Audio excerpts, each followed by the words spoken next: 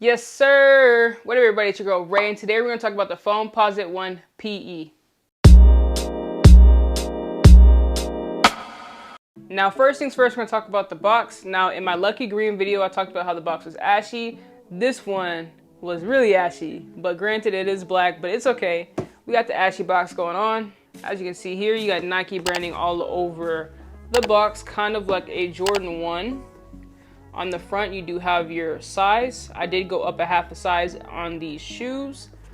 And on the bottom, you have your regular box stuff. Now, here is the shoe. This shoe does have some weight on it. It's really mainly because of this outsole. This outsole is very thick, so that's where the weight is coming from. If the outsole didn't exist, I don't think the shoe would be as heavy. But there is some weight to this shoe. You have your carbon fiber on the outside of the shoe as well as the medial side of the shoe. This is made out of foam. This is why it's called a Foamposite. So you do have this type of soft, kind of firm foam going around all over the shoe. On the top layer here, it is made out of leather. I know that most or all Foamposites in the past had suede on it, but I do like this leather touch mainly because of how it will look like in 10-20 years from now. Suede tends to get dirty pretty quick, so I do like the fact that this is leather, as well as most people do rock Foamposites in the rain or types of things like that just because it's just a tank shoe. So I do like that leather touch on here. You do have your oval flat laces going up and down the shoe. And on the tongue, I know that the real PE is supposed to be blue, but they did make it black for us. I kind of like that it's black, but I do know that they call this the PE, but it's not 100% like the PE. But like I said, I do like the black touch on here. I like the contrast with the blue, with the black and the white. With the blue, I think the blue would have looked a little bit tacky, but it would have given us that authentic PE version. So on the front here, you do have this jewel, the penny logo, the 1 cent logo. You do have your front tab and your back tab to, have easier access to put your shoe or your foot in. This does stretch, so stretch it as far as you need to put your foot in this shoe. I'm sure it'll work out fine. On the inside here, you do have Nike, and it is a blue insole.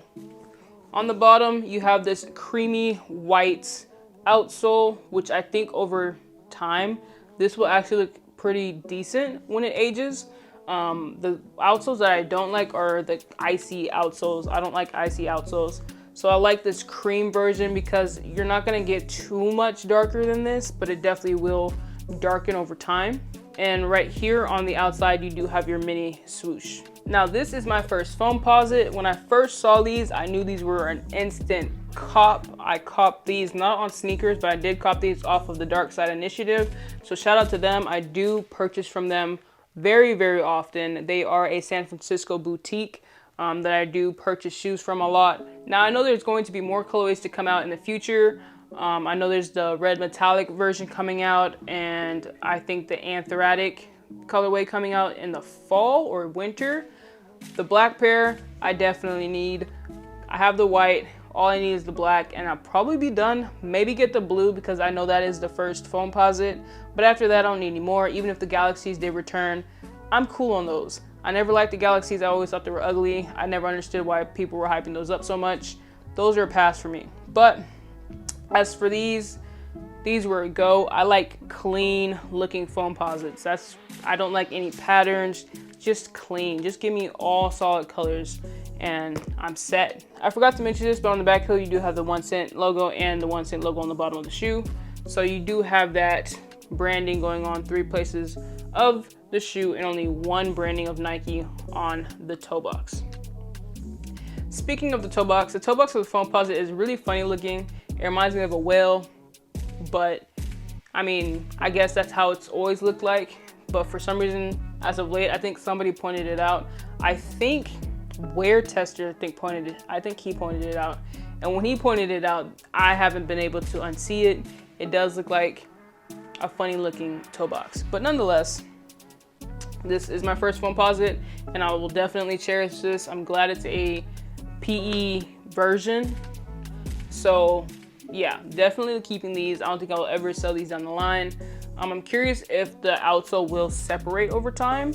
I don't think I've ever seen a Foamposite with separation issues, but I'm definitely curious to see that, or if the foam will crumble. I am very Woo, I didn't even think about that till just now. I'm very curious to see if the foam will crumble. I might need to look at old photos and see what's going on with that.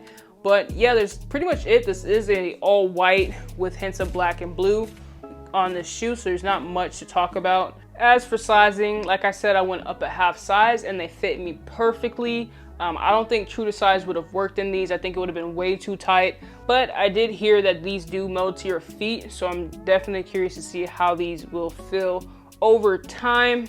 But going up a half size is definitely the move. Do not go true to size in these. Go up a half size in any Foamposites if you're looking for or reaching back for. Go up a half size. But that is all for the video today. Thank you for watching. Please like, share, and subscribe. I appreciate each and every one of you guys so much. Salute.